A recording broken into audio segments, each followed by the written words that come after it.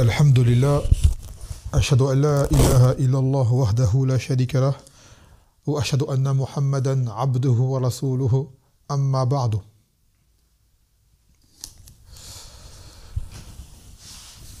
طيب هنواصل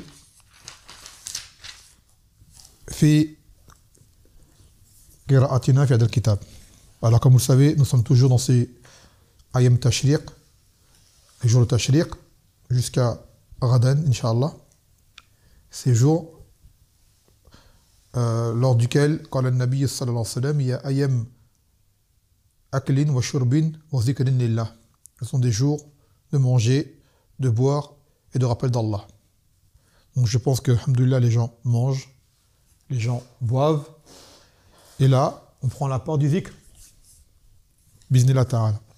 Car le zikr, ce n'est pas forcément les takbirat que l'on fait. Les mutlaqa, les muqayyida. Les mutlaqa, c'est celles qu'on dit lorsqu'on dit Allahu Akbar, quand on veut, comme on veut.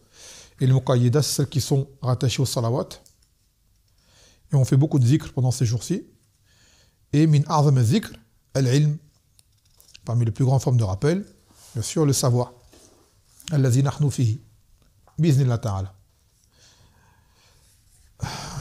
ففي آخر درس أخذنا حديثين عن صفتين من صفات الله عز وجل. On a pris deux hadiths concernant les attributs d'Allah. On a pris deux, c'est ça? ما هما؟ أحسنت. Non. On avait pris les hadiths qui parlent de l'élévation d'Allah Azza wa Jal, son attribut. Allah Azza wa Jal est au-dessus des cieux, et celui que le Coran est sa parole. Ah, il y avait une chose, j'avais dit, je pense que les gens qui juraient sur le Coran de la Mecque, comme ils disent, il y a une autre hypothèse, c'est qu'ils s'imaginent que le Coran qui est à la Mecque, il est peut-être plus sacré qu'un autre. Il y a ça aussi, me dit, c'est possible, comme hypothèse. Quoi qu'il en soit, ce n'est pas bon, ça reste toujours le fait de jurer sur une créature. Et cela n'est pas permis. اليوم نأخذ حديثا معروفا مشهورا يتكرر كثيرا في دروسنا. Mais il est tellement important, incontournable, indispensable et moufid. C'est le hadith Maratib ad-Din, qui sont les échelons de la religion. C'est le fameux hadith de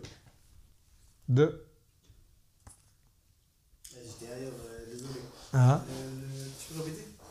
Le hadith des échelons de la religion. C'est un hadith, on le cite. Je crois à chaque fois qu'on est chez nous, on fait ders, ce hadith-là, il est passé dans un ders qu'on a fait.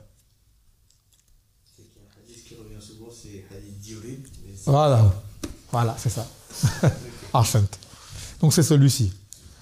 Donc Inch'Allah, on va le citer en résumé, Biznillah ta'ala. Mais il y a toujours besoin de le citer car c'est un grand rappel pour nous. فيقول مراتب الدين, c'est-à-dire les échelons de la religion, les étapes, les niveaux de la religion. تمام.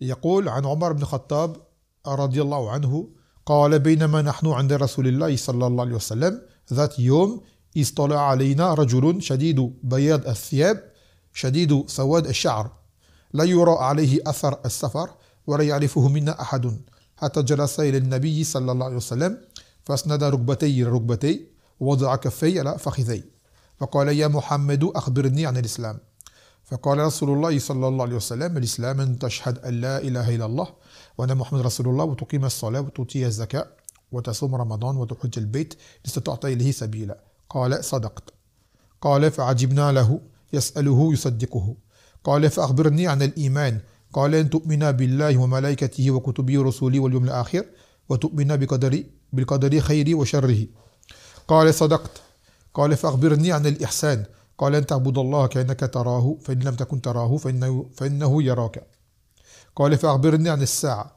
قال ما مسؤول عنها بأعلم من السائل قال فأخبرني عن أمارتها قال أن تلد الأمة ربتها وأن ترى الحفاة الغراء العالة رئاع الشاء يتطاولون في البنيان قال ثم انطلق فلبثت مليان ثم قال لي يا عمر أتدري من السائل قلت الله ورسوله أعلم قال فإنه جبريل أتاكم يعلمكم دينكم Rawahu Muslim. Donc dans ce hadith qui est rapporté par Omar ibn Khattab, il a dit, alors que nous étions auprès du Nabi sallallahu alayhi wa sallam, un jour, lorsque nous est apparu un homme dont les vêtements étaient d'une grande blancheur et les cheveux d'une grande noirceur intense, et les vêtements d'une blancheur éclatante, et qu'on ne voyait sur lui aucune trace de voyage, et que personne d'entre nous ne le connaissait. Il s'est assis auprès du Nabi sallallahu alayhi wa sallam et a collé ses genoux contre les siens et a posé ses mains contre ses cuisses, c'est-à-dire ses propres cuisses à lui, cet homme-là, à la Sahih. Et il a dit, ô Mohammed, informe-moi de qu'est-ce que l'islam. Et là, le Nabi sallallahu alayhi wa sallam, il a dit, l'islam, c'est que tu attestes de la ilaha illallah, et que Mohammed est le message d'Allah, que tu accomplisses la salat, tu t'acquittes de la zakat, tu fasses le sième de Ramadan, et que tu fasses le hajj vers la maison sacrée, si jamais tu le peux. Il a dit, tu as dit vrai. Et de là, nous avons été surpris, car il interroge, et après, il le confirme. Après, il a dit, et informe-moi à propos de la foi. Il a dit, sallallahu alayhi wa sallam, que tu crois en Allah, et en ses anges, et en ses livres, en ses messagers, et au jour dernier, et que tu crois au destin qui soit bon ou mauvais. Il a dit, tu as dit vrai. Après, il a dit, informe-moi au sujet de al-ihsan, l'excellence. Il a dit que tu adores Allah comme si jamais tu le voyais. Si jamais tu ne le vois pas, sache que lui te voit. Après, il a dit, informe-moi au sujet de l'heure. Il a dit, le questionné n'en est pas plus savant que le questionneur. On ne sait pas plus que le questionneur. Il a dit, informe-moi de ces signes. Il a dit que l'esclave met au monde sa maîtresse, que tu vois les va-nu-pieds dénudés, pauvres et bergers de troupeaux se concurrencer dans l'élévation d'édifices. Puis il s'en est allé, et je restais un instant, et là le Nabi sallallahu alayhi wa sallam lui a dit, « Oh Omar, sais-tu qui est le questionneur ?» J'ai dit, « Allah et son messager sont plus savants. » Il a dit, « C'est Jibril qui est venu vous enseigner votre religion. » Rapporté par Muslim. « Wa ma azama ad al-hadith. » Donc, en premier lieu, le rapporteur, c'est Omar ibn Khattab, radiallahu anhu, Ibn Nufayl al-Qurashi, al-Adawi, Amir al-Mu'minin, Ahad al-Sabiqin al-Awwalin, Ahad al-Asharat al-Mashhoud, lahum bil-Jannah. Donc, c'est Omar ibn Khattab, comme vous le savez, qui était le chef des croyants à son époque, quand il a été gouverneur, qu'il est parmi les gens qui se concurrençaient à aller dans le bien. Il est parmi les 10 promis au paradis. À la base, tous les Sahaba sont promis au paradis, mais 10 ont été cités communément dans un même hadith. Il est le deuxième des califes bien guidés. Il est rentré en islam en la 6e année de la prophétie, et il avait 27 ans à ce moment-là. Et d'ailleurs, Omar ibn Khattab, quand il s'est converti à l'islam, il a dit qui donc est celui qui parle le plus dans Quraysh? On va dire la plus grande commère. Ils ont dit un tel. Il est parti voir, il a dit hey, je suis entré dans la religion de Mohammed sallallahu alayhi wa sallam. Dans le sens, vas-y, va le répéter maintenant. Et après, l'autre est parti direct le répéter. C'était une commère. Et de là, les gens sont révoltés, ils sont venus pour essayer de dissuader Omar par la force, par la violence. Malheureusement, ils sont tombés sur Omar. Pour leur faire comprendre, en fait, Omar, son islam, du début à la fin, c'était que de la force. Dans le sens, quand il s'est converti, il a mis les gens au défi, faire comprendre, je suis musulman maintenant, donc personne ne pourra rien faire, je suis avec Mohammed. Celui qui n'est pas content, qui vient de me le dire maintenant. Et les gens sont venus, d'accord, et il a passé une bonne partie de l'après-midi à se battre avec eux. Mais personne ne l'a fait plier. En fait, il a mis les poings sur le lit depuis le début, avec les gens. Il y en a, c'était plus faible que lui, parce que Omar était connu depuis le début pour être un homme fort. Depuis avant l'islam, c'était un homme qui était craint, qui était redouté. D'ailleurs, le Nabi sallallahu alayhi wa sallam, il a dit « Allahumma a'iz al-islam bi ahab rajulayn ilayk » Omar ibn Khattab ou Abu Jahl. Il a dit, le Nabi sallallahu alayhi wa sallam, « Oh Allah, renforce les musulmans par l'un des deux hommes que tu préfères. » C'est-à-dire que l'un des deux que tu préfères rentre en islam, soit Omar ibn Khattab ou soit Abu Jahl, car c'était les deux qui avaient vraiment de la force chez les Quraysh. Et Allah azza wa jal, c'était Omar qui préférait. C'est Omar qui était choisi, et bien sûr, il a été une force pour l'islam du début à la fin.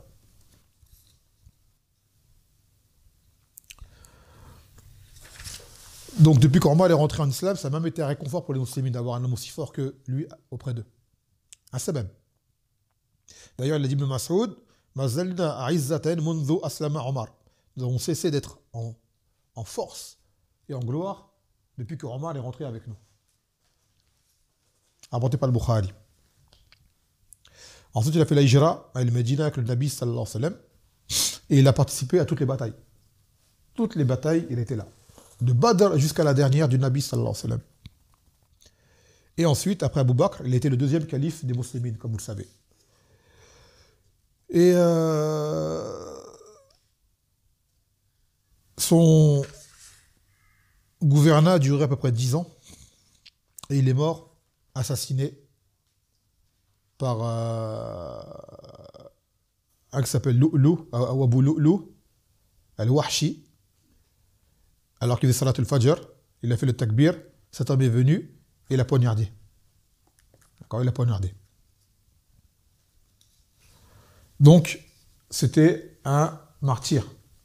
D'ailleurs, il a dit, le Nabi sallallahu alayhi wa sallam, il faut le monter sur la montagne de Uhud. Il y avait lui, le Nabi sallallahu alayhi wa sallam, il y avait Abu Bakr, il y avait Omar, et il y avait Othman. Et Uhud, Ihtazza, s'est mis à trembler. Il a dit, Ihda ya Uhud, finnama alayka nabiyyan, wa siddiqan, wa shahidayn. Il a dit à Uhud de s'apaiser. Il n'y a sur toi qu'un prophète, un véridique et 2 martyrs. Le prophète, c'était qui? C'était lui, le Nabi sallallahu alayhi wa sallam. Le siddiq, c'était qui? Abu Bakr. Et les 2 shahids, c'était qui? Omar et Othman. Ça prouve que le Nabi sallallahu alayhi wa sallam avait déjà prophétisé cela, que ça allait arriver. Donc Omar a été assassiné. Et il a même été dit qu'il était tellement poignardé que lorsqu'il buvait du lait, ça ressortait par le trou de ses blessures. Et une chose, il était sur le lit de sa mort, et un jeune homme est venu auprès de lui, avec le vêtement qui traînait, sous les chevilles. Omar était dans les affres de la mort. Il lui a dit, il lui a dit, lève ton vêtement, car c'est le plus pur, et le plus pur auprès de ton Seigneur. Donc pensez-vous que Omar ibn Khattab va penser à dire une telle chose pour une chose qui serait secondaire, ou qui serait juste makrouh alors qu'il est en train de mourir? Il voit un enfant, enfin un jeune, et il lui fait ce rappel-là, pour les gens qui disent c'est rien, c'est secondaire. Ce qui prouve que cela est parmi les obligations de la religion, selon la vie authentique. Ce n'est pas juste makrouh, c'est que c'est parmi les kaba'ir que d'avoir le vêtement qui traîne sur la cheville, et c'est encore pire parce que la personne le fait par orgueil. D'accord? C'est pas une chose, c'est pas une épluchure, c'est pas une chose secondaire, c'est pas optionnel. C'est parmi les choses interdites. Et le musulman, il prend la religion, ce qui est interdit, il le délaisse, ce qui est obligatoire, il le fait. Entre autres, s'habiller correctement dans les règles. Et Omar ibn Khattab radhiyallahu anhu a déjà coïncidé avec le wahid d'Allah azza wa jal dans 3 situations. Une qui concerne le maqam d'Ibrahim, je ne me rappelle plus du fait. Quelqu'un s'en rappelle? 2, pour le hijab. Car une fois, un soir, Saouda était sortie de chez elle, parce que le soir, ils n'avaient pas de toilette dans les maisons. Donc les gens sortaient le soir, dans l'obscurité. Et Saouda était sortie pour aller aux toilettes, mais dans l'obscurité, Omar l'a reconnu. Il lui a dit, on t'a reconnu à Saouda. Et après, il a dit au Nabi sallam, tu devrais couvrir tes femmes. Et de là, peu de temps après, les versets sur le hijab sont descendus. Et même en plus, ce verset-là, cette compréhension-là amène à montrer l'obligation de couvrir même le visage, car même si c'était juste ce que les gens considèrent comme étant un voile sur la tête, on leur reconnaîtrait pareil. Alors que le but, c'est qu'elles ne soient pas reconnues. Du tout. D'accord? Et par la suite, Allah a fait descendre le hijab. Et 3e situation où Omar a considéré que le wahi en avance, c'était par rapport aux prisonniers de Badr. Qu'il a été dit, il a eu un choix, est-ce que le Nabi sallallahu alayhi wa sallam les prend en otage en échange d'une rançon, ou alors qu'ils soient exécutés. Et Omar a dit qu'ils soient exécutés.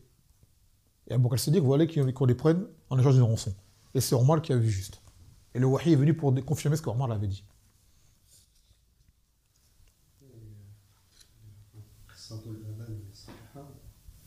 L'adhan, Mahia. C'est lui qui aurait conseillé au prophète sallallahu alayhi wa sallam de faire un adhan. Il saute. Non, non. Parce qu'au début, les Sahaba s'étaient réunis pour savoir comment faire l'adhan. Certains ont dit de prendre un corps. C'est la façon dont les Yahoud faisaient leur appel. Dont on dit la cloche, la façon dont les Nasara faisaient le rappel. Et Omar a dit le saut. Et là, le Nabi Sallam a dit ça, comme Bilal ou Azin. Il a dit à Bilal, lève-toi et fais l'azan. Et pareil, c'est Omar qui avait dit avec la voix humaine. Et c'est lui également qui a mis le Ta'li Hijri. Après la mort du Nabi Sallam, ils ont choisi une date pour les musulmans, c'est à compter à partir de la Hijra. Et c'est Omar qui l'a décrété. Et Omar a ouvert plein de pays par la suite, lors de son califat, jusqu'au Cham, en Égypte. Il a fait beaucoup de conquêtes. Et il avait un califat qui était très juste, méticuleux. Il était soucieux de rendre le droit à chacun. Un grand homme. Le meilleur des hommes après Abu Bakr Siddiq, en dehors des prophètes. Et physiquement, c'est un homme imposant et corpulent également. Voilà, Omar, il sera à notre époque. Wallah, il verrait dans quel hell on est. Je ne sais pas ce qu'il dirait de nous. Déjà, les gens, ils aiment bien dire Omar, il frappe avec son bâton. Je crois qu'il n'aura plus de bâton tellement il aura frappé des gens. Je crois qu'il n'aura plus de bâton là. Tellement il aura frappé des gens, parmi ces gens qui parlent pour rien, le djihad qu'il y a, Wallah, je ne sais pas ce qui. Parce que tu n'en as pas, il s'affilait à Omar, il dit Omar, ils ne sont de vous, il serait là, mais il ne serait même pas avec toi. Tu vois, il ne serait pas avec vous, il ne vous regarderait même pas, cet homme-là. Et lui ou d'autres, hein, Sahaba. Mais lui, il était connu comme étant l'un des plus, les plus apparents, les plus fermes en religion. Donc pour en arriver au hadith, les Sahaba étaient en voyage avec le Nabi sallallahu alayhi wa sallam, donc dans le désert. D'où le fait que cet homme est apparu. Il apparaît avec une apparence propre, pas de traces de voyage, cheveux noirs intenses, vêtements blancs éclatants. D'accord? Donc ça l'a surpris. En même temps, personne ne le connaissait. Un pur inconnu. Et il s'est rendu auprès du Nabi sallallahu alayhi wa sallam en s'enseignant d'une posture d'étudiants et de personnes qui veulent profiter de la science. Ça veut dire qu'il s'assoit devant l'enseignant en collant ses genoux, en mettant ses mains sur les cuisses. Ça veut dire c'est une posture par laquelle tu es prêt à recevoir, concentrer, d'accord, investir dans ce que tu vas dire, dans ce que tu vas faire. Et également l'apparence qu'il avait, une apparence propre. Quand tu viens dans les douloureux, ce genre de choses, tu as une belle apparence autant que possible. Donc là, c'était un enseignement pour tout le monde à travers cela. Et de là, il a interrogé le Nabi sallallahu alayhi wa sallam en disant Ma wa l'islam. Et de là, le Nabi sallallahu alayhi wa sallam l'a informé de l'islam qui est le khas. L'islam du Nabi sallallahu alayhi wa sallam. Car l'islam, il y en a deux. Il y a l'islam général, celui sur lequel étaient tous les prophètes. L'islam lillah bit-tawhid, wa nqiyad lahu bit-ta'ah, wa al-bara'atu min ash-shirk wa ahlihi. Là, c'est l'islam général, sur lequel étaient tous les prophètes, qui est la soumission à Allah par le tawhid, l'assujettissement par l'obéissance et le désaveu du shirk de ces gens. Tous les prophètes et messagers étaient tous là-dessus. Et le khas, celui avec lequel est venu Mohammed sallallahu alayhi wa sallam, c'est celui-ci. C'est les deux attestations et c'est les 5 piliers en fait. D'accord, les 5 piliers. Donc il l'a interrogé et le Nabi sallallahu alayhi wa sallam lui a informé de cela. Puis, il l'a interrogé au sujet de l'iman, la foi.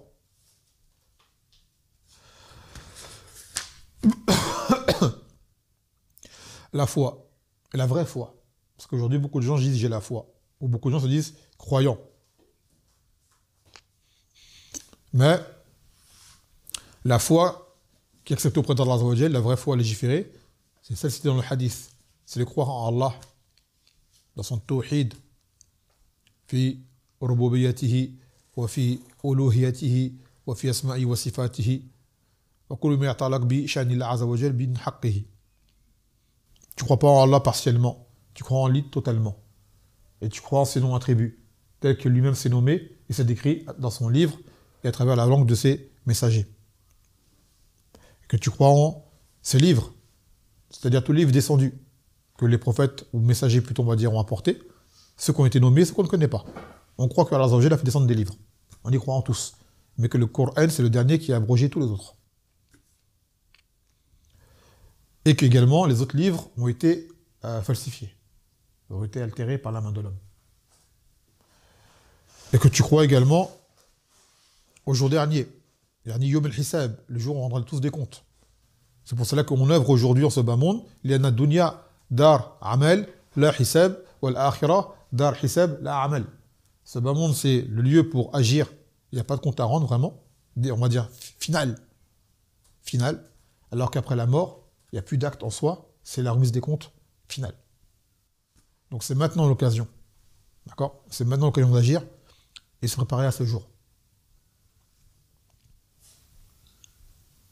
Tout comme tu vois aujourd'hui des gens se préparer pour un imtihan, un examen quelconque de la dunya, eh bien nous on devrait être encore plus ardu à préparer notre examen de l'au-delà. Dès maintenant. Et il commence dans la tombe. Bis-su'al. Man rabbuk, ma dinuk, man nabiyyuk. Ça commence par les questions dans la tombe. Qui est ton Seigneur? Quelle est ta religion? Et qui est ton prophète? Ça commence là. Et ce jour-là, tu ne vas pas répondre avec ton hifz. Parce que les gens disent, ouais, c'est bon, j'ai appris, je vais le dire. Non, tu vas répondre avec le cirque de ton cœur. Avec le profond de ton cœur. Là, c'est ton cœur qui va parler. C'est plus de ta langue et ton cerveau, j'ai appris ça par cœur, j'ai appris sous salasa, j'ai appris le hadith. Non, ça va pas être là. Là, ça va être ta aqida qui va sortir ton fond intérieur, qui va ressortir, qui va s'exprimer à ce moment-là. C'est comme le hadith du Dajjal. Le Nabi sallallahu alayhi wa sallam, il a dit qu'il va venir, il a décrit comment il est. Mamsouh al-ayn, wa al-ayn thaniya misl al-inab.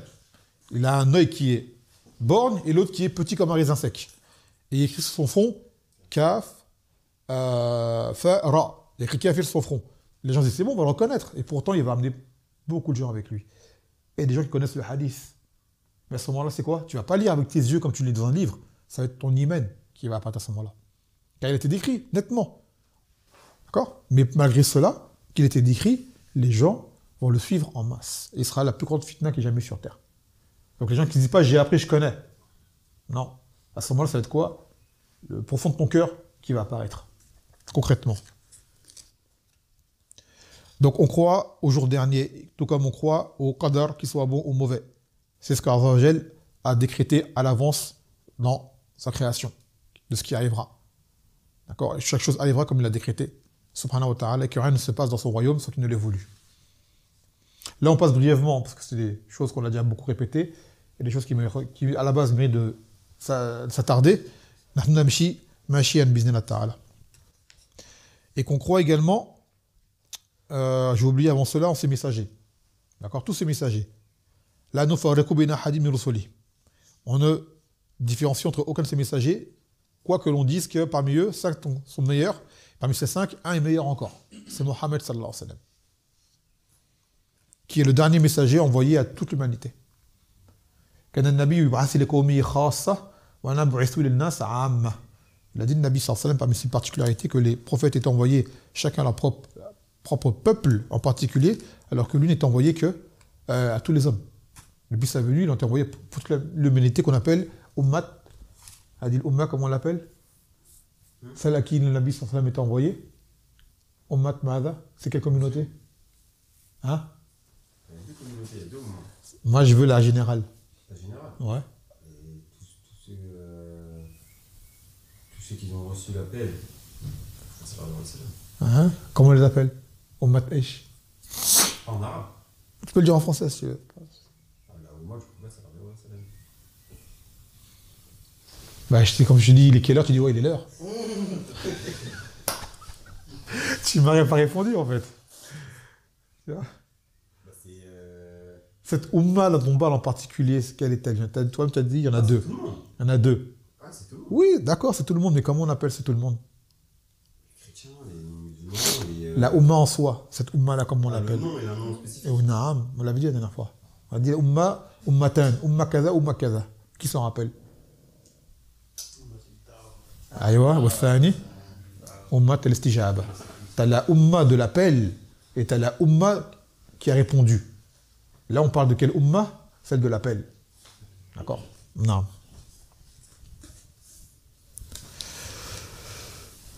Taïb.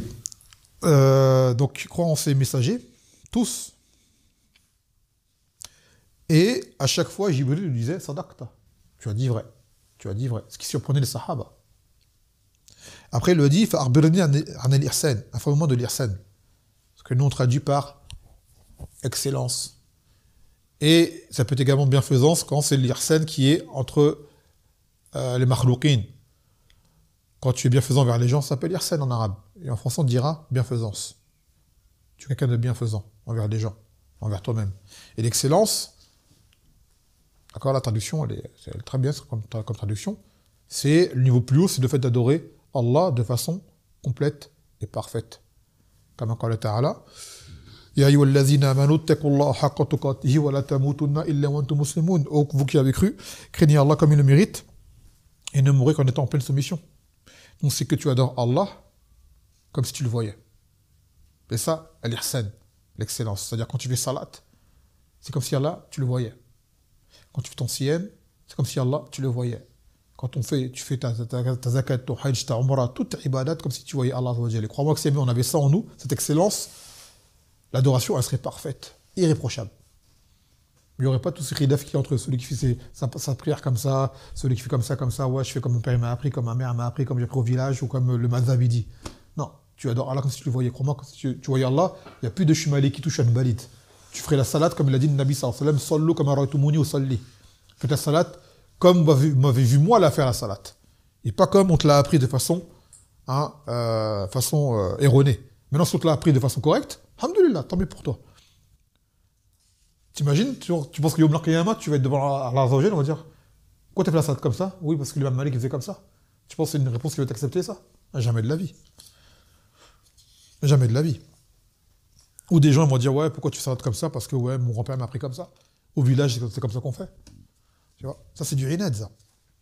Donc celui qui fait preuve d'excellence dans sa ibada, croyez-moi qu'il est sur la sunnah et il est méticuleux et il est minutieux autant que possible. D'accord? Après, bien sûr, comme on est créé faible, inattentif, on oublie très vite. Très très vite. On ne s'en rend pas compte. Quand on fait salat, franchement, billah alayna, est-ce qu'on s'imagine qu'Allah est devant nous, on est en train de le voir? Non. Il est incha'Allah. Mais la plupart d'entre nous, c'est pas comme ça qu'on est. Même si on fait attention, c'est pas comme ça qu'on est.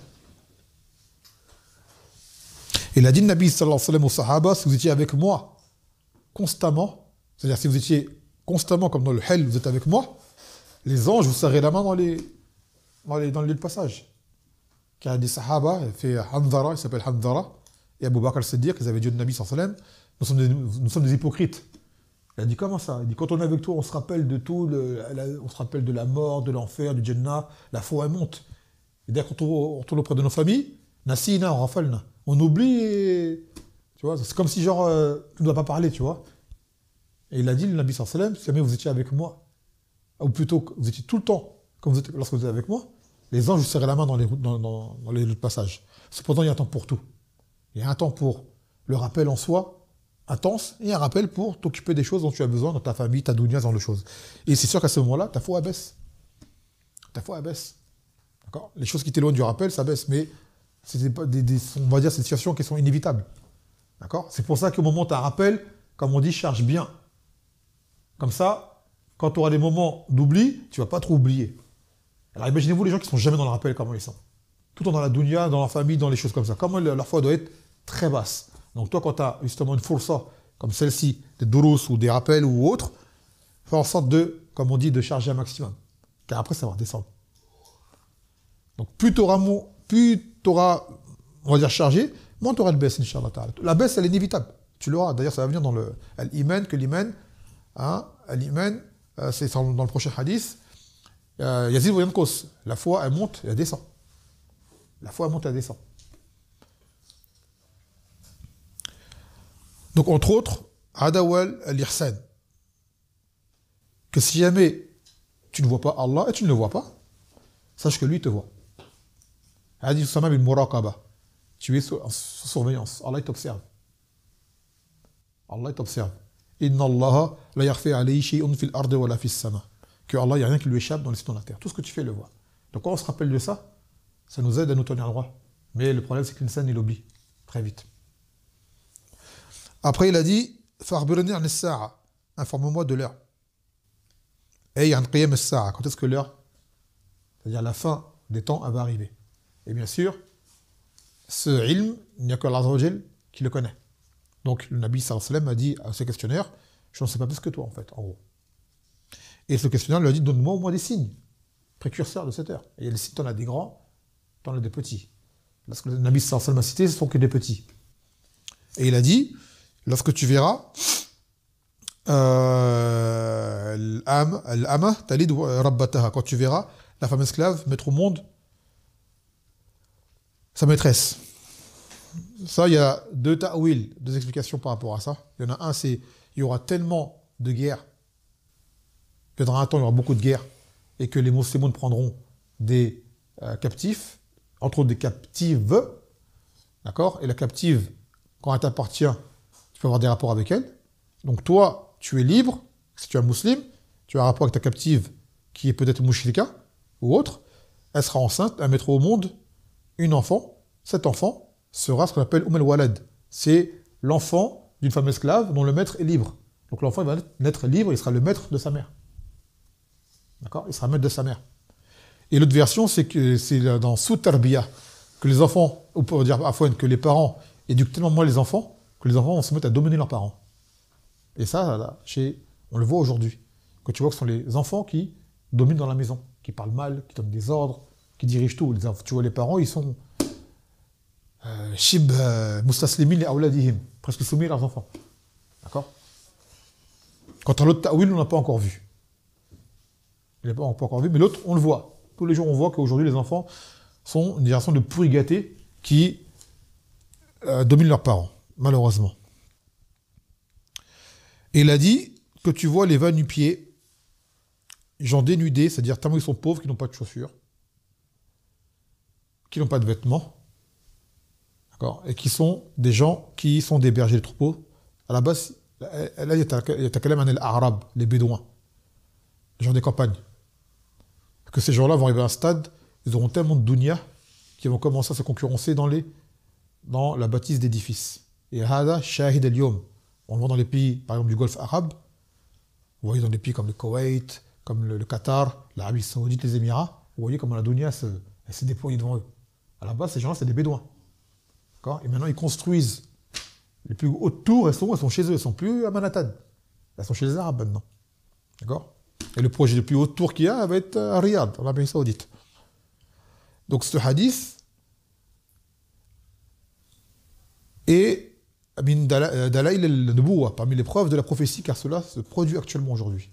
D'accord? Donc quand tu verras tout ça, dans le sens, ce sont des signes précurseurs de l'heure. D'ailleurs, la venue du Nabi sallallahu alayhi wa sallam est un signe précurseur de l'heure. Il a dit Bu'istu ana wa sa'a ka hatayn. J'étais envoyé moi et l'heure comme ces deux-là, comme l'index et le majeur. Et pourtant, le Nabi sallallahu alayhi wa sallam est envoyé il y a 1400 ans, 1446 ans. Et pourtant, il est parmi les signes de la proximité de l'heure. Donc on ne s'en rend pas compte, l'heure elle est très proche. Très très proche. Puis, Jibril, que nous on sait mais qu'eux ne savaient pas encore aller à ce moment-là, s'en est allé. Wahuna, il a dit Nabi sallallahu alayhi wa sallam à Omar, Etadri man as-sa'il, sais-tu qui est le questionnaire? Et là il a dit Allahu wa rasuluhu a'lam. Et ça, c'est le comportement à avoir quand on ne connaît pas une chose qui est touche à la religion, c'est de dire Allah a'lam à notre époque. On ne dit plus Allah wa rasuluhu a'lam, parce que le Nabi sallam n'est plus là. C'est vrai qu'il est a'lam, alors qu'il est, il n'y a plus d'intérêt à dire cela. Donc on dit Allah a'lam. On dit Allah a'lam, car il ne savait pas qui il était. Et après, c'est là que le Nabi sallam a enseigné en disant Fa'innahu Jibril ataakum yu'allimukum dinakum. C'est Jibril qui est venu pour vous enseigner votre religion, à travers question-réponse. يقول في فوائد الحديث بيان حسن خلق النبي صلى الله عليه وسلم وأنه يجلس مع أصحابه ويجلسون إليه. Ce qui montre le bon comportement du Nabi صلى الله عليه وسلم qui s'asseyait, il était tenu compagnie à ses compagnons et qu'eux-mêmes s'asseyaient avec lui. Ils passaient du temps ensemble. ثانيا تحسين الثياب والهيئة والنظافة عند دخول العلماء والفضلاء والملوك. Qu'il faut bien s'habiller, rester propre. C'est un bon comportement lorsqu'on se rend auprès des ulama, des gens de mérite, et même aux gens de pouvoir, gouverneurs et autres. Tu ne viens pas habillé comme je ne sais quoi. D'accord? ثالثا أن الملائكة عليهم السلام يمكن أن يتشكلوا بغير أشكال الملائكة. Que les anges ont la particularité de pouvoir changer d'apparence. Donc Jibril qui est venu sous la forme humaine, d'un être humain. رابعا الأدب مع المعلم في الجلوس amamah jalsa al-muta'addab liyakhudha minhu. Qu'on voit le comportement que l'étudiant doit avoir envers son enseignant, on va dire l'apprenti envers son enseignant, d'une assise, on va dire, respectable, afin de pouvoir entendre de lui. Et là, c'est pas demain, tu viens dans un ders, et tu es assis comme ça, affalé, les jambes, ça va pas passer. D'accord ? C'est pas haram en soi, mais ça manque de respect envers ton enseignant. Par exemple, je m'appelle au tout début, quand on était au Yémen, il y avait des frères qui étaient arrivés. On était à Chihr, encore au début, chez Abdallah Malri, c'était avant qu'il se passe ce qui s'est passé. Je me rappelle, il donnait un ders le matin après le Fajr. C'est vrai qu'il était très très chaud là-bas. Voilà, c'était rajib. Tout le monde est arrivé, donc nous on ne connaissait pas ça encore. Et un groupe de frères de France est arrivé des nouveaux, la veille. Et il y avait des gros ventilateurs en ligne devant nous.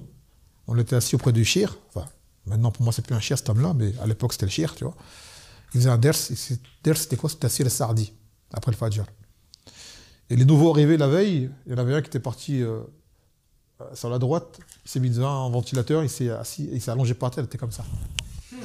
Les jambes écartées, les bras écartés et tout. Pendant le ders, tout le monde le regardait. Il savait pas, il faisait pas exprès. Mais c'est vrai que tu es là devant un chien qui te parle, il fait un ders, tu vois au loin un frère qui a affalé par terre et tout devant le ventilateur. On s'est dit, miskin, bon après on a fait le tambi, il s'est rectifié. Mais ce moment, voilà quoi. ثم يقول فضيلة الإسلام وأنه ينبغي أن يكون أول ما يسأل عنه. Ce qui montre le mérite de l'islam et que c'est la première chose au sujet de laquelle on doit interroger. L'islam, qu'est-ce que l'islam? D'accord? Les gens, quand ils entendent l'islam, il faut leur dire c'est quoi l'islam. Parce qu'aujourd'hui, beaucoup de gens se disent je suis musulman, mais quand tu l'interroges, tu te rends compte en fait, c'est quoi l'islam. C'est un héritage qu'il a eu de ses parents, c'est folklorique, c'est traditionnel, c'est pas dogmatique, d'accord? C'est pas scientifique, c'est suivi comme ça. Comme mon père il était, je le suis. Comme je viens de tel pays, je le suis. Donc ça, c'est pas ancré. Justement, ces gens-là, dans la tombe, on craint qu'ils ne répondent pas correctement. Ces gens-là, on craint pour eux que le jour où ils voient le Dajjal qui vienne, ils n'arrivent pas à savoir qui il est. Pourquoi? Parce que leur islam, il est juste, il n'est pas basé sur la croyance authentique. Il a été pris comme ça.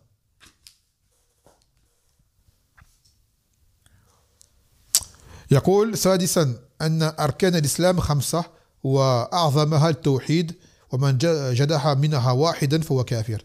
Et que les piliers de l'islam sont de 5 et que le plus grand des piliers c'est le tawhid et que celui qui renie l'un de ces piliers, c'est-à-dire qu'il voit que c'est pas un pilier de l'islam, c'est pas obligatoire ni rien, lui c'est un kafir. سابعا أن إقام الصلاة وإيتاء الزكاة وصوم رمضان وحج البيت من أركان الإسلام. Et que accomplir la salat, s'acquitter de la zakat, faire le siyam de Ramadan, faire le hajj sont des piliers de l'islam. ثامنا أن الإسلام والإيمان إذا أفرد بالذكر فلا فرق بينهما وإن قرن بينهما فالإسلام اسم لما ظهر من الأعمال والإيمان اسم لما بطن من الاعتقاد. Ça c'est une question que je pose souvent. Quelle est la différence entre l'islam et l'iman? Et quel est leur lien? Ouais. Quelle est la différence entre l'islam et l'iman? Et quel est leur lien?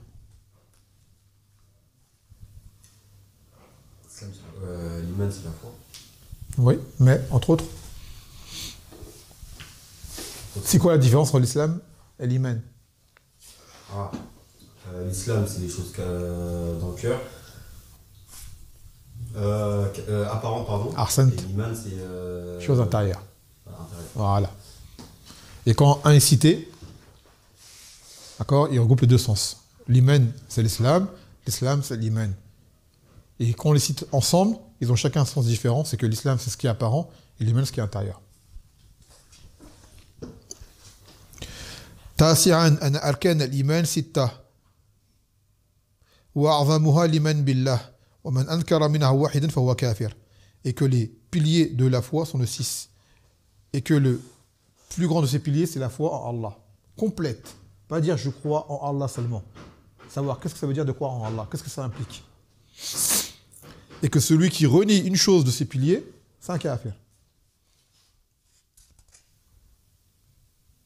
عاشرا إثبات الملائكة ووجوب الإيمان بهم وبجميع الرسل وبجميع الكتب المنزلة.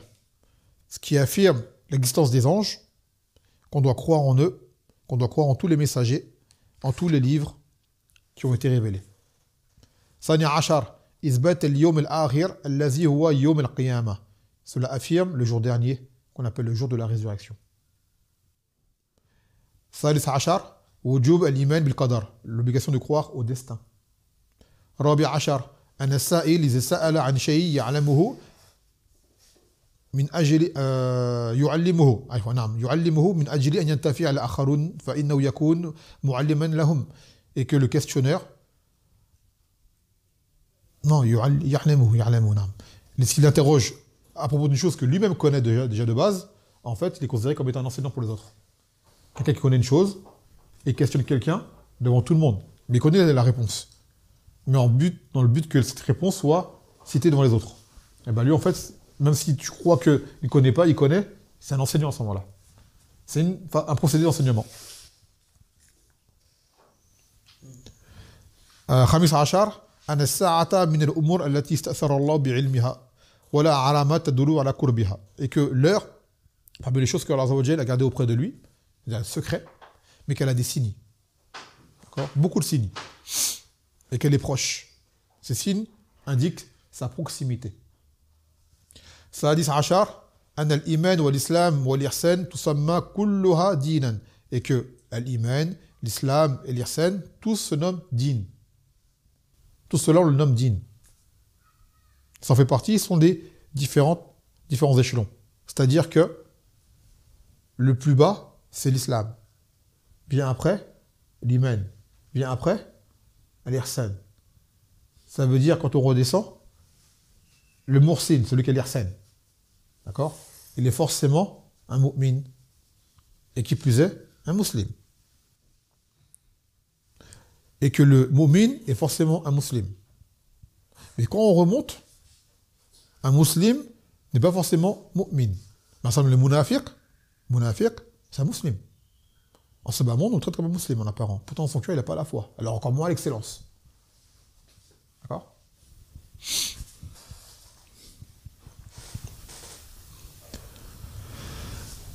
سابع عشر أن المرء يترك الخوض في الأمور التي ليس عنده علم بها, et que la personne ne va pas s'aventurer à aborder des sujets dont on n'a pas le savoir. كما قال تعالى ولا تكف ما ليس لك به علم, ne cherche pas ce dont tu n'as pas de savoir. Donc que chacun reste au niveau qu'Allah Azza wa Jalla lui a accordé, il n'y a aucune honte en cela. Mais la honte, c'est de parler en religion sans science et d'en arriver à se perdre et à perdre les autres, pour s'être aventuré dans un domaine inconnu. De quoi tu n'as pas d'ilm, c'est tout à ton honneur de te taire, de dire Allah alam.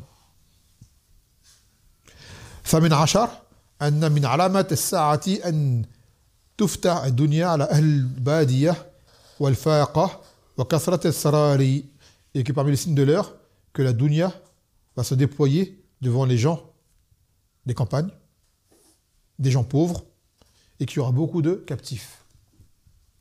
Et ça sera par rapport au combat qu'il y aura entre les musulmans et les kuffars.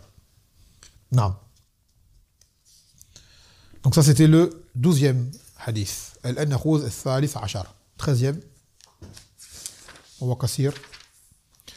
Donc le titre, alors al-Unwan, al-Iman, qawlun, wa amalun, wa i'tiqadun. Comme on disait tout à l'heure. La foi. Là maintenant ça parle de la foi en soi. La foi en soi. La foi, c'est parole, acte, croyance. D'accord, ces trois-là. Et des fois, des ulama disent qawl wa amal. Ils disent deux choses seulement. Ils disent qawl wa amal. C'est quel qawl? Qawl du cœur et qawl de la langue. D'accord? Ils mettent les deux ensemble. Et amal à côté. Troisième. Mais il n'y a pas de différence. Parce qu'il y en a qui vont dire, ouais, il y en a qui disent 3, il y en a qui disent 2. Il y en a qui disent 2 parce qu'ils ont réuni 2 ensemble. C'est comme le tawhid. Il y en a qui ont divisé en 2. Mais ces 2-là réunissent les 3 en fait. Et les 3 sont plus clairs et plus faciles à retenir. C'est des istilaha, des terminologies. D'accord? Les choses qui sont arrivées par la suite. C'est pas une chose que le Nabi sallam il a dit la foi, elle est en trois, kaza et kaza et kaza. C'est des choses qui sont déduites des textes. Tu n'en sors pas. Quand tu lis les textes, tu dis ça arrive à ça en fait. قال عن أبي هريرة رضي الله عنه عن النبي صلى الله عليه وسلم قال الإيمان بدع وسبعون أو بدع وستون شعبة فأفضلها قول لا إله إلا الله وأدناها إماتة الأذى عن الطريق والحياء شعبة من الإيمان رواه مسلم. Selon Abu Huraira, il a dit Nabi sallallahu alayhi wa sallam que la foi est d'une soixante-dizaine ou soixantaine de branches. Bid'a, quand on dit bid'a, à la base c'est une dizaine de quelque chose. Donc c'est soixantaine, soixante-dizaine de branches. La meilleure, c'est le fait de dire La ilaha illallah. Et la branche la plus basse, c'est le fait d'ôter un obstacle du passage. Et il a dit Wal haya shu'batun min al-iman. Et que la pudeur est une branche de la foi. En premier lieu, bon, Abu Huraira, on a déjà parlé sur lui auparavant, alhamdulillah, hatta ma nata'akhar fi hadha. Al-iman, lughatan wa tasdiq wa al-iqrar. Al-iman, en langue arabe, c'est le fait de croire en quelque chose et de l'admettre. Car croire seul ne suffit pas. Il faut également admettre. Wa dalil dhalika huwa ما كان عليه أبو طالب لأن أبا طالب كان يؤمن بابن أخيه. Abu Talib croyait en son neveu. Mais est-ce qu'il l'a admis? Abu Talib, il croyait en Mohammed sallallahu alayhi wa sallam. Mais est-ce qu'il a admis sa religion? Il ne l'a pas admis. Vous voyez? Donc c'est le fait également d'admettre. Tu as des gens qui vont dire, Héracle, celui qui était un César, il avait dit, après qu'il a interrogé Abu Sufyan, alors que c'était encore un mouchrik à l'époque, il a interrogé sur le Nabi, ça plein de questions. Voilà la réponse qui allait venir. Et à la fin de l'interrogatoire, il a dit, est-ce que tu dis là est vrai? Cet homme-là va venir, il va posséder ce qu'il y a sous mes pieds là. Et s'il venait devant moi, je lui laverai les pieds. C'est-à-dire que César à l'époque, César c'est pas un prénom, c'est un statut. Comme Négus Najashi ou comme Pharaon, c'est pas des prénoms. D'accord? Ces statuts sont les rois, c'était les rois des Romains. Il a dit, cet homme-là, en fait, il a cru que c'était un prophète pour de vrai. L'homme que tu m'as décrit là, c'est un prophète. D'accord? Cependant, est-ce qu'il a suivi? Non. Donc il n'a pas eu l'iman. Il a cru en lui, mais il n'a pas admis. En plus, il a dit lui-même. Pourquoi il n'a pas admis? Il a dit, si jamais je le suis, je perds toute ma dunya. Il y a beaucoup de gens, c'est ça. Quand tu leur parles de l'islam, tu leur parles de Mohammed sallallahu alayhi wa sallam, ils disent, rien à dire. Mais non. Parce que si jamais je rentre dans cette religion-là, je suis privé de trop de choses que j'ai. Donc, c'est-à-dire, comme Allah Ta'ala, ça, c'est du fait qu'ils ont préféré ce bas monde à l'au-delà et que Allah ne guide pas un peuple de mécréants. Donc, il y a des gens, t'en as plein, l'islam. Ils disent, c'est ça. J'y crois. Mais, je suis pas prêt à payer le prix, en fait. Je ne vais pas perdre tous ces plaisirs de ce bas monde, parce que si j'entends l'islam, je vais perdre tout ça. Je n'aurai plus le droit de faire ça. Je me rappelle à l'époque, il y avait un de mes collègues, on faisait darwa, mais de toute façon à l'époque, on n'était pas. Voilà quoi. Il a dit, hey, votre religion, moi, j'ai rien à dire, mais je ne peux pas pour deux choses. Il a dit quoi? Le porc et les femmes. Je ne pourrais pas arrêter le porc, et j'aime trop les femmes. Et ça, c'était un antillais, donc c'est. Voilà quoi. La réputation était à la hauteur. Surtout, il s'est converti entre-temps. Je lui dis ça, c'était il y a longtemps. Entre-temps, à la Harlem. Mais il a dit... Non, il n'a pas parlé d'alcool. Il a dit, moi, les femmes et le porc, je ne peux pas. Rien que pour ça, je ne pourrais pas rentrer en islam. Il y en avait un pareil. Il avait parlé d'islam, un ami à moi, à l'époque. Il m'a dit, franchement, c'est une belle religion, mais il a dit, je ne peux pas arrêter la musique. Bon, à l'époque, je n'ai pas eu le fait de lui dire, écoute de la musique, rentre en islam, c'est pas grave. À l'époque, on était trop... Non, la musique, c'est haram, c'est pas le plus important à son niveau. Tu vois, appelle-le à ce qui est le meilleur pour lui, la musique, il l'arrêtera plus tard. Nous, on n'était pas comme ça. On était fougueux et on était bêtes. Donc, on a fait beaucoup de dégâts, malheureusement. Quoi qu'il en soit, il a dit, j'aime trop la musique. Ouais. Mais il savait. T'as des gens, ils savent qu'en rentrant en islam, il y a des choses qu'il faut que tu arrêtes. Tu vois. Il dit, si je rentre en islam, c'est entièrement. Et comme je sais que je ne vais pas arrêter ça, eh ben, je rentre pas en islam. Tu vois. Et en fait, ces gens-là, il faut leur expliquer, pas lui dire c'est bien ce que tu fais, dis, ça c'est pas le plus important. On rentre en islam et tu verras par la suite, si tu es sincère, tu vas arrêter tout seul ce truc-là. Tu vois. Te bloque pas à cause de ça. Rentre en islam déjà. Tu vois. Quand tu vas faire les salawats et tout, tu vas commencer à apprendre de toi-même ces choses-là, tu verras qu'elles te nuisent et tu vas tellement aimer l'iman, tu vois que ça te freine dans ta foi, que tu vas arrêter. Dans toute chose dans laquelle tu t'investis, tout ce qui fait obstacle, tu vas arrêter. Des fois, tu as des gens, quand on faisait Talab al-Ilm au Yémen, ils disaient, ouais, mais vous faites comment pour travailler, kaza et kaza. Je suis rentre dans les doulous, tu verras que le jour où tu dis un travail, tu dis, j'ai pas envie. Ça empêche de réviser, ça empêche de faire ça. Viens, apprends. Tu vois de toi-même que, quand on te propose, ça va te tirer, tu dis, j'ai pas envie en fait. Tu vois. Et pareil, même dans la dunya, tu as des gens, ils ont un truc, ils sont investis. Hein, tu dis, viens, on va faire ça. Non, j'ai pas le temps, j'ai ça à faire là, je suis motivé et ça va m'empêcher de m'investir. Ça, c'est universel. Donc, dis aux gens, quand ils ont des problèmes comme ça, j'ai telle et telle chose, j'arrive pas à arrêter, on dit, rentre en islam, apprends, applique, avance, et tu verras que cette chose-là, si tu es sincère, de toi-même, tu vas l'arrêter. Toi-même, tu vas l'arrêter. Il faut qu'on fasse attention à la fougue des débutants. Quand on est débutant, on veut que tout le monde en islam et on n'arrive pas à admettre que les gens ne acceptent pas. Et on fait beaucoup de dégâts, malheureusement. Wallah, qu'Allah nous pardonne. فقال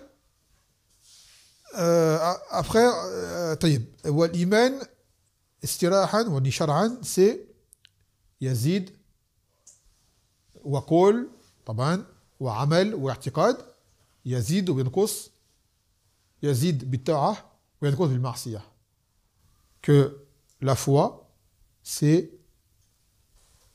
croyance, parole et acte.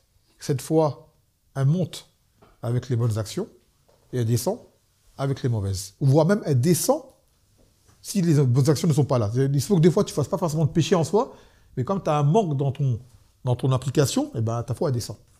Pour vous dire. Alors que dire si tu ajoutes à cela des péchés, c'est la chute. D'accord, c'est la chute. Ou tu te donnes du rappel, tu descends, comme je disais tout à l'heure. Ça se décharge. Donc là, si on voit dans ce hadith, ça revient à ce que les ulama ils ont déduit, 3 choses. Awalan, les actes de la langue, les actes des membres, les actes du cœur. Acte de la langue, il a dit qawl la ilaha illallah. Le fait de dire la ilaha illallah. Quelqu'un qui dit la ilaha illallah à Muhammad Rasulullah, il rentre en islam direct. C'est ça, son entrée en islam, c'est prononcer les deux attestations. Ça, c'est bil lisan.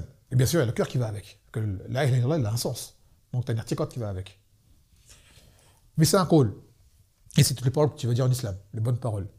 Deuxième, wa'adnaha imatatul azar net taliq, le fait d'ôter les choses qui dérangent dans le passage. D'où le jour on disait qu'un éboueur était plus profitable qu'un footballeur. Le footballeur, lui, il obstrue le passage, l'éboueur lui dégage le passage. D'ailleurs, les éboueurs travaillent après un match de foot, ils arrivent du travail. N'est-ce pas? Quand on voit les rues dans lesquelles elles sont mises, les éboueurs, ils travaillent derrière. Imaginez-vous après un match de foot, il n'y a pas d'éboueur. Qu'est-ce qui va se passer? Qu'est-ce qui se passera dans la rue? Il n'y a pas d'éboueur, pas de nettoyeur. Vous allez trouver quoi dans la rue? Ça va être le chaos. On voit le éboueur, on a besoin de lui. Hein. On a besoin de lui, c'est un travail qui est noble. Après, il faut le faire dans les bonnes conditions, auprès des bonnes personnes. Donc, imagine-toi l'éboueur, les boueurs, ils recherchent la récompense auprès d'Allah dans ce qu'il fait comme travail, il est récompensé. Il dit, je travaille pour ma dunya parce que j'ai un salaire, et en même temps, j'ôte le passage, les choses qui dérangent dans le passage. Il a dit, le Nabi sallallahu alayhi wa sallam, dakhala rajulun al-jannah, طيب حذف شجرة كانت تمنع المسلمين من المرور. Qu'un homme est rentré au paradis, qu'elle avait enlevé un arbre qui dérangeait les musulmans sur le passage. Alors imagine-toi un éboueur, tout ce qu'il fait. Tout ce qu'il fait. Et je mets l'article dans ce qu'il fait, il a du hajj dans son travail. C'est un travail, c'est une ibad en même temps. Et c'est le minimum de la foi. Adna min al-iman.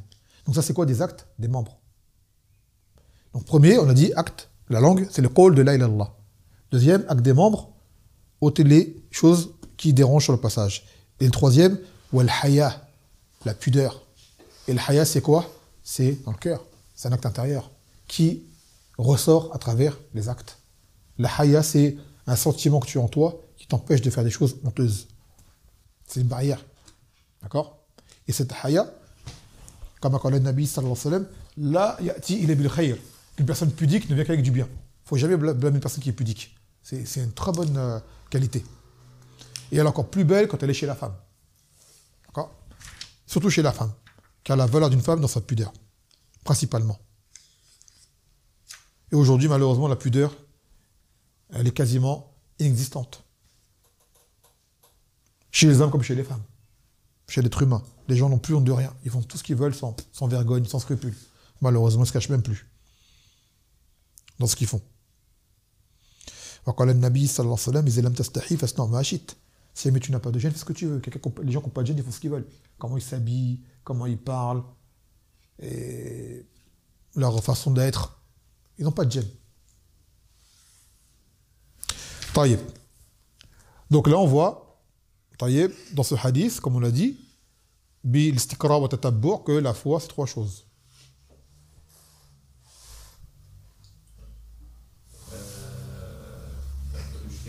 Acte du cœur. Du cœur des membres. Des membres. Et la parole. Non, la parole. Donc les actes des membres font intégralement partie de la foi. La foi, c'est pas que dans le cœur. La foi, c'est dans le cœur, la langue, dans les actes. C'est un tout. D'accord? C'est un tout.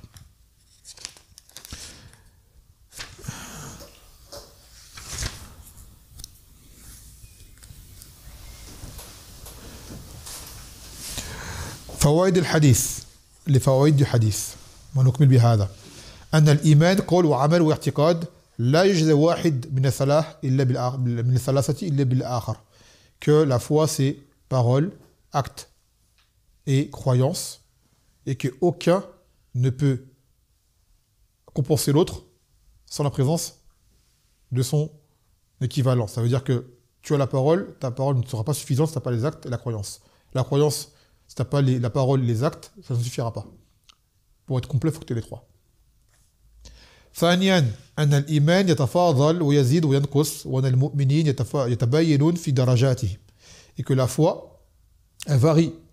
Elle peut être haute, elle peut être basse. Et même que les croyants eux-mêmes sont de différents niveaux. Certains croyants sont plus forts que d'autres. Il a dit le Nabi sallallahu alayhi wa sallam أن المؤمن القوي أحب إلى الله من المؤمن الضعيف وفي كل خير.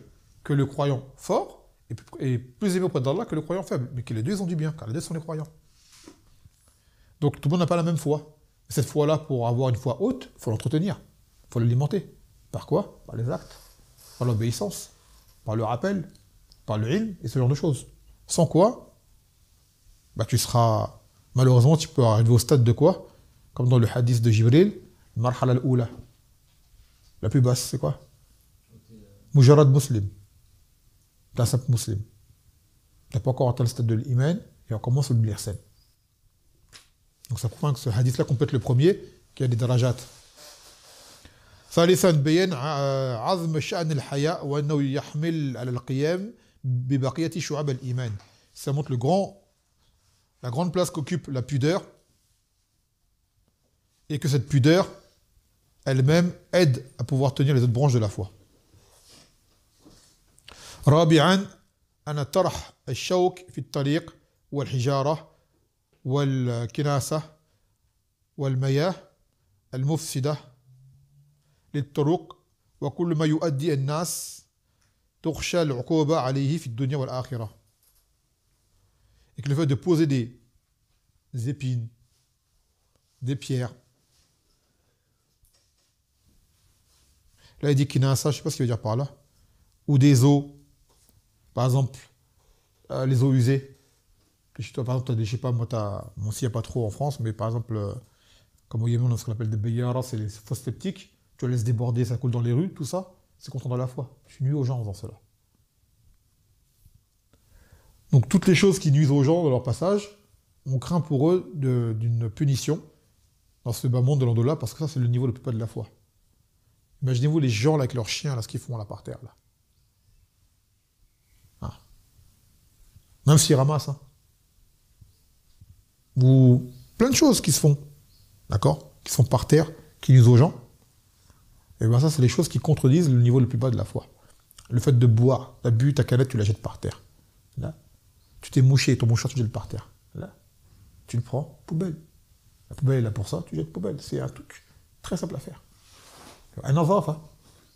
Il y a un hadith qui est venu, mais il est faible. Al-nazafa min al-iman. La propreté fait partie de la foi. Le hadith, il est faible en soi, mais le marna est sahih. Il y a un nabi sallallahu alayhi wa sallam qui a dit wa-tahara shatr al-iman, que la purification, c'est la moitié de la foi. Être purifié, et qui dit purifié veut dire purifier en soi par tout ce qui est wudu, ghusl et autres, et également être propre. D'accord? Être propre également. نعم فهذا الذي أخذنا اليوم من هذين الحديثين نكتفي بهذا والحمد لله رب العالمين